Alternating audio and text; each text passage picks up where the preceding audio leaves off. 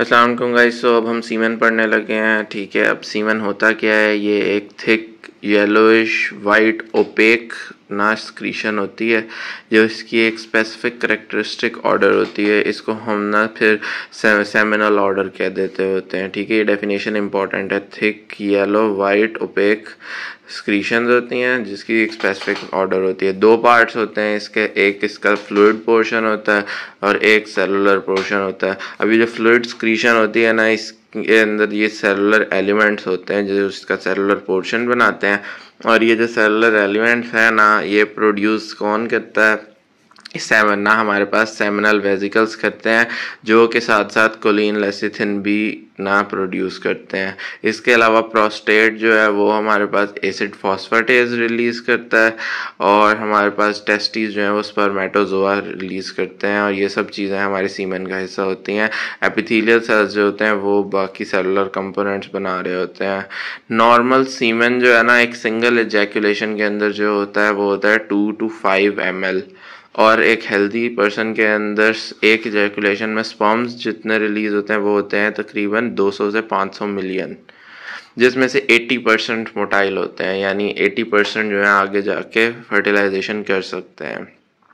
Secretion जो है alkaline होती है नेचर के अंदर। और इसके अलावा ना थोड़ी सी देर के बाद, जैकुलेशन की थोड़ी सी देर के बाद ना लिक्विफेक्शन हो जाती है उसकी, वो लिक्विड की तरह का बन जाता है।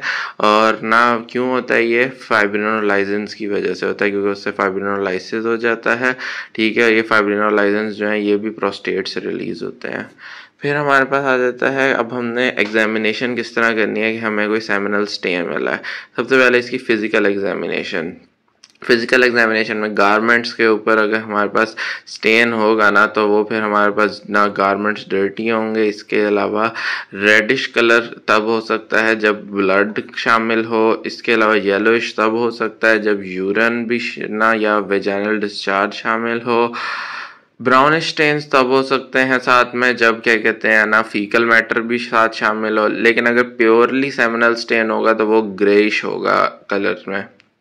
इसके अलावा हमारे पास सेमिनल स्टेन्स जो होते हैं ना, जब हम उन्हें माइक्रोस्कोप में देखते हैं ना, तो वो एक ब्लूइश वाइट कलर देते होते हैं। उसके बाद अब केमिकल एग्जामिनेशन की बात की जाए तो केमिकल एग्जामिनेशन के अंदर दो या कुछ और टेस्ट आपने याद रखने हैं जी, एसिड फॉस्फेटेज टेस्ट और फ्लोरेसेंस टेस्ट। इसके अलावा एक होता है बारबीनोज टेस्ट और चौथा जो है ना वो हमारे पास होता है क्रेटिन फॉस्फोकाइनेज टेस्ट। तो ये 4 टेस्ट हैं और ये हमारे पास फिर कन्फर्मेटरी टेस्ट भी हो जाते हैं। फिर उसके बाद हमने माइक्रोस्कोपिक एग्जामिनेशन करनी होती है सीमेन की। तो हम क्या करते हैं, हम ना फिर स्पर्म के अंदर माइक्रोस्कोप को जब ऑब्जर्व करते हैं तो देखते हैं इसके 3 पार्ट्स हैं। एक होता है हेड, एक होती है बॉडी और एक उसकी टेल होती है। अब हमारे पास ना यही जो स्पर्म या स्पर्मेटोजोआ है ना ह्यूमंस का, इसकी लेंथ होती है जी 50 माइक्रोन इन लेंथ होता है ये, जिसमें से हेड जो है वो 5 माइक्रोन का होता है और जो ब्रेड्थ होती है ना वो 3 माइक्रोन होती है। उसके बाद हमारे पास शॉर्ट बॉडी होती है और फिलामेंटस टेल होती है। अब जो हेड है ना उसकी शेप क्या होती है? ओवल होती है, लेकिन जब हम उसको ऊपर से देखते हैं ना तो वो फ्लैट एंड नज़र आता है और इसका साइज जो है वो 1/3 ऑफ RBC साइज होता है। स्पर्मेटोजोआ को अगर हम प्रोफाइल में देखें तो हमारे पास वो पियर शेप नज़र आते हैं हमें। इसके अलावा हमारे पास ना जो स्टेन्ड स्पेसिमेन होता है ना स्पर्मेटोजोआ का, उसके अंदर जो bent part of the head होता है ना वो ब्लू टिंट देता होता है और जो टेल होती है ना वो डीप रेड कलर देती होती है।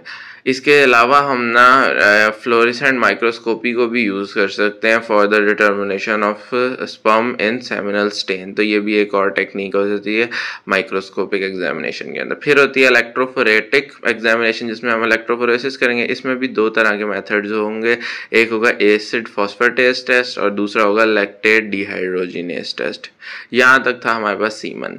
फिर सलाइवा के बारे में छोटी सी बात है कि सलाइवा जो है, अब हमने उसका सैंपल कलेक्ट करना है ना, उससे पहले हम माउथ को ना थॉरली ना सादा पानी से धोएंगे फॉर 5 मिनट्स। उसके बाद फिर सलाइवा की प्रोडक्शन को स्टिमुलेट करने के लिए ना हम माउथ के अंदर च्युइंगम रख देंगे। तो बस सलाइवा के लिए हम यही 2 बातें पढ़ेंगे। फिर हमारे पास मिल्क की बात अगर करें तो मिल्क का अगर गारमेंट्स पे स्टेन होगा ना तो उसको कंफर्म किया जा सकता है 2 चीज़ों से। एक, हम उसके अंदर कैजिन अगर होगा तो, या लैक्टेट होगा ना तो हम ना कहेंगे कि ये स्टेन जो है मिल्क का है। क्लोस्ट्रम जो कि फर्स्ट मिल्क होता है वो हमारे पास ना उसको डिफ्रेंशिएट बाकी मिल्क से किया जाता है क्योंकि उसके अंदर एंटीबॉडीज़ होती हैं और ट्रिप्सिन इनहिबिटर्स होते हैं। तो ये था हमारे पास सारा का सारा। Thank you.